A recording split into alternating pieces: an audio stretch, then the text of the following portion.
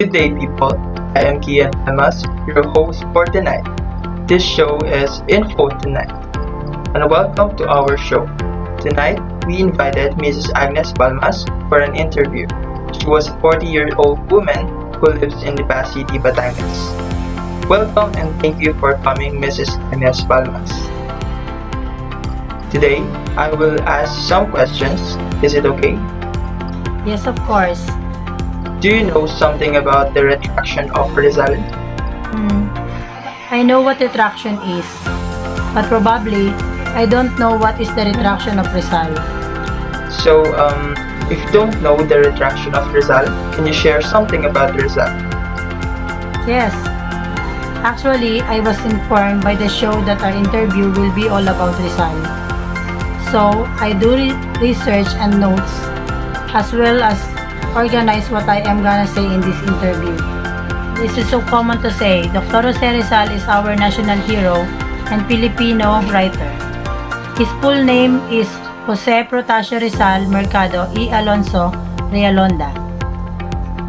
He was born on June 19, 1861 in Calamba. He was died on December 30, 1896 in Manila. He was a patriot, physician, and a man of letters who was an inspiration to the Philippines nationalist movement. He was the son of a prosperous landowner, and Rizal was educated in Manila at the University of Madrid. He was a brilliant medical student. He soon committed himself to the reform Spanish rule in his home country, though he never advocated Philippine independence. Most of his writing was done in Europe, where he resided between 1882 and 1892. In 1887, he published his first novel, which is Noli Me Tangere, a passionate exposure of the evils of Spanish rule in the Philippines. And the El Filibusterismo established his reputation as the leading spokesman of the Philippine reform movement. He published an annotated edition in year 1890, reprinted in 1958, of Antonio Morga's Success de las Islands Filipinas, hoping to show that the native people of the Philippines had a long history before the coming of the Spaniards.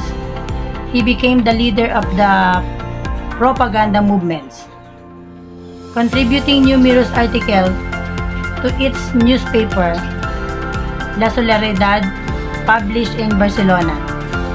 Rizal's political program integrated of the Philippines as the province of Spain, representation in the Cortes, the Spanish Parliament, the replacement of Spanish friars by the Filipino priests, freedom of assembly and expressions, and equality of Filipino and Spaniards before the law. Rizal returned to the Philippines in 1892. He founded a non-violent reform society, the Liga Filipina in Manila. He was deported to Dapitan in northwest Mindanao. He remained the exile for the next 4 years. In 1896, the Katipunan, a Filipino nationalist secret society, revolted against Spain. Although he had no connection with that organization and he had no part in the insurrection, Rizal was arrested and tried for sedition by the military, found guilty. He was publicly executed by the firing squad in Manila. His martyrdom convinced Filipinos that there was no alternative to independence from Spain. On the eve of his execution, while confirmed, the Court Santiago Rizal wrote Ultimo Adios, or The Last Farewell, a masterpiece of 19th century Spain verse. I can apply the lesson of Rizal's life in my personal life by getting inspired by him. And as a woman, it is rare to find women who was fighting to their country. I am inspired by Dr. Jose Rizal because of his bravery, and consistency to protect our own country. Thank you so much for sharing your detailed information. So this is the end of our interview. I hope people who is watching us will learn a lot. Again, thank you Mrs. Agnes Palmas for coming. It's my pleasure. Thank you for watching and listening to our show.